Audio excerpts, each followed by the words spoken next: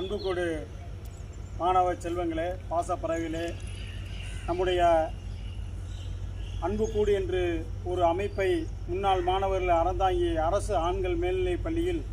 படிக்கும் முன்னாள் மாணவர்களால் அன்புக்கூடு என்ற ஒரு அமைப்பை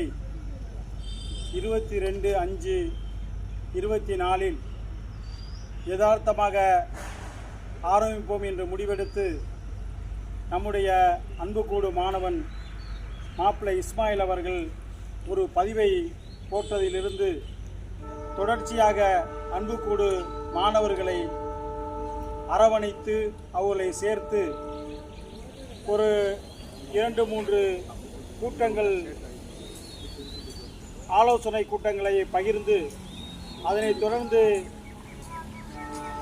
மார்ச் 8ஆம் மாதம் சந்திப்பு நிகழ்ச்சி என்று ஒன்றை ஆரம்பித்து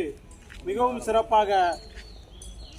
அனைத்து மாணவர்களையும் ஒரே இடத்தில் அரவணைத்து நம்மளுக்கு பாடம் கற்றுக் கொடுத்த ஆசிரியர் பெருமக்களை வரவழைத்து அவர்களுக்கும் பாராட்டுகளை தெரிவித்து நம்முடைய அன்புக்கூடு என்ற அமைப்பை ஆரம்பித்தோம். அன்றிலிருந்து ஒரு சில நாட்கள் ஆலோசனை செய்து அறந்தாங்கியில் ஏழை எளிய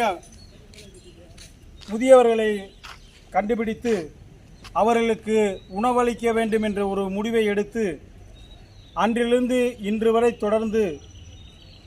அன்னமடி நிகழ்ச்சி என்று அதற்கு ஒரு பெயரை வைத்து மிகவும் சிறப்பாக தினந்தோறும் சுமார் ஒரு 10 கிலோமீட்டர் சுற்றளவிலே வயதில் முதிர்ந்தவர்கள், மாற்றுத்திறனாளிகள், பார்வை குறைபாடு உள்ளவர்கள், ஊனமுற்றவர்கள், தன் தாய் தந்தை பிள்ளைகளால் கைவிட்டப்பட்டவர்கள் என்று அனைவருக்கும் அவர்களுடைய இருப்பிடம் தேடி உணவுகளை வழங்கி கொண்டிருக்கின்றோம். அதேபோல் தீபாவளி அன்று ஏழை எளியவர்களுக்கு புத்தாடை வாங்கி கொடுக்க வேண்டும் என்ற ஒரு முடிவெடுத்து அதையும் சிறப்பாக செய்து முடித்தோம். அதைத் தொடர்ந்து தை தமிழர் திருநாள் அன்று ஏழை எளியவர்களுக்கு புத்தாடை வாங்கி கொடுக்க வேண்டும் என்று முடிவெடுத்தோம். அதையும் சிறப்பாக செய்து முடித்தோம். அதனைத் தொடர்ந்து ரம்ஜான் அன்று ஏழை எளியவர்களுக்கு புத்தாடைகளை வாங்கி கொடுக்க வேண்டும் என்று முடிவெடுத்து அதையும் சிறப்பாக செய்தோம். இப்பொழுது இந்த அன்னமடி நிகழ்ச்சி என்பதற்கு ஒரு வாகனம், இருசக்கர வாகனம் என்று வாங்க வேண்டும் என்று முடிவெடுத்தவுடன் அனைத்து மாணவர்களும் போட்டி போட்டுக்கொண்டு நான் தருகிறேன், நீ தருகிறேன் என்று அந்த வாகனத்துக்குரிய தொகையை செலுத்தி அந்த வாகனத்தை நம்முடைய அன்புக்கூடு மாணவன் ஒருவர் நான் தருகிறேன், என்னுடைய வண்டி